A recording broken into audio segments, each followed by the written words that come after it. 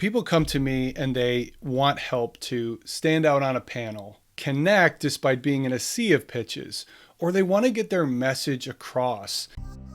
Do you want to feel amazing after your next talk, engaging and memorable, calm in front of an audience? Then you're in the right place. Stronger Public Speaking offers massive ROI, helping you stand out, advance your career, and influence others. When Colin Ryan speaks, audiences lean in, laugh, interact, and make meaningful changes. He will show you how you can become an influential communicator, storyteller, and leader in hours, not years. Here's Colin Ryan.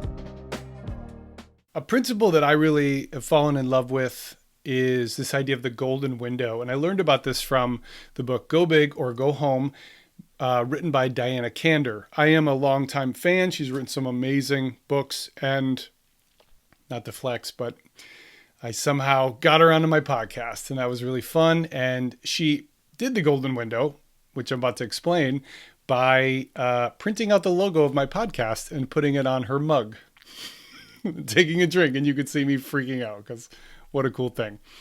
So the golden window is this. It's this first 30 seconds of your presentation. It's when you have the greatest amount of your audience's attention. And if you don't do something interesting or unexpected in that window, you will start to lose them. I think we've all heard presentations where people kind of fluffed the first couple minutes, talked about their drive in, talked about the weather, said, thank you, I'm so nice to be here, or I'm so glad to be here, like 6 different ways. So what if instead you started very intentionally? So people come to me and they want help to stand out on a panel, to make their pitch, connect despite being in a sea of pitches, or they want to get their message across. And here are 3 examples I really like where the golden window principle got them to be more effective. So the first one is Lauren. Now, Lauren is a communication director.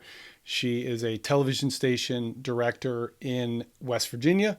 She was speaking at a women's leadership forum on a panel. Now, Lauren has aspirations to be a keynote speaker, and she's brilliant and she's really funny. And we kind of talked about, okay, when you're on a panel, what's the first thing that they do? They say, go down the line and say who you are and where you're from. And then people talk endlessly about things that are just not compelling because they're sort of riffing and they're talking about like, oh, my office is near X and Y. And it's like, okay, it's just not a good use of that time.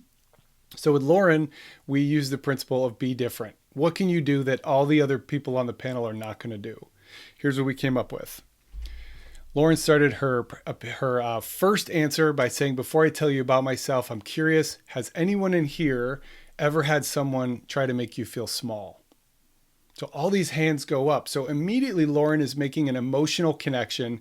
She's setting up a story about a time in school when she was kind of left out, even maybe bullied, but how that ultimately led her to how leadership is all about developing a team of people who trust each other and pursue a meaningful goal. She said she got so many more questions once they went through introductions. People were really connecting with her, and someone else on the panel asked her to speak at an upcoming event. Just being intentional and being a little bit different. Second, Sam is giving a pitch and he wants feedback. His pitch is on his startup is creating a smart recycling trash can. And this is a cool thing. Of course, we all kind of don't know where to recycle different items, but it was a fairly standard technical pitch. Like a lot of experts, he spent all of his time on the how and the what and didn't really create that golden window moment. But he did say something in his pitch that was really interesting. He talked about greasy pizza boxes. So I sat down with Sam afterwards and I said, what if that's how you start? What if you just immediately ask your audience, who in here knows whether you recycle or trash a greasy pizza box? Now, if people know the right answer, you go, that's amazing. If people don't, you don't pick on them, but you say exactly. Because the truth is there are 3 billion pizza boxes sold in the US every year, weighs 600,000 tons, and some funny number of Eiffel Towers that I didn't write down. If they were disposed correctly, they would be 2.6% of all the recycled cardboard in the country. Because there's your answer. You can recycle greasy pizza boxes. And 82% of the US population, whether they know it or not, has access to a recycling program that accepts pizza boxes. So by asking this question and being playful and letting it sit for a minute, he's getting the audience to feel that exact feeling of, I want to do the right thing, but I'm not sure where to put it. His solution? You don't need to know. When you use our smart recycling trash cans, we take those items and we put them where they go, thus helping you be a better citizen, a better consumer, without you having to read the diagrams and memorize it all. You see how that just connects immediately. Last example is from a woman who is a financial educator at a college. She has a unique problem. She wants to offer free financial counseling to students, which is like the equivalent of talking about money and getting therapy. Yuck. It's like two very unsafe, uncomfortable things. The thing is, though, Holly's a rad person. She's cool. She's relatable. And I said, what if you had an About Me video where they can book a link that is just on the school website where they can get to know who you are immediately? This is a principle I use called when you're in view, you're already on stage. What that means is before people actually talk to you or you give your pitch, they've looked you up.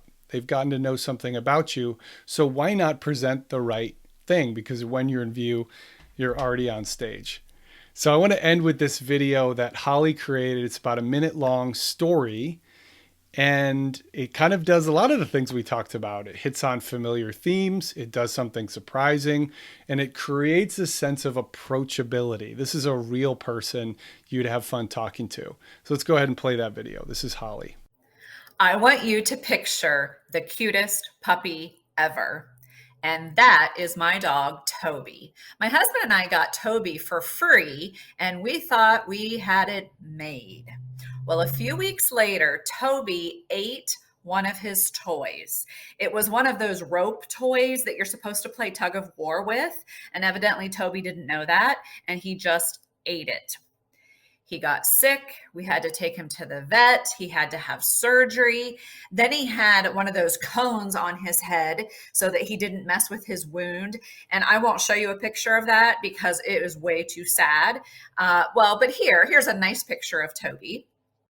This is how we learned that sometimes things that are free right now can end up costing you a lot of money later. As a college student, a perfect example of this for you is credit cards. Credit cards represent independence and freedom, and we love to use them. But if you don't know how to use them safely, they can end up costing you a lot of money later on. And I don't want that to happen to you. So I decided to make this video so that you would know who I am. My name is Holly Moore. And I can answer any question about managing your money safely while you're a student here at Muskingum University.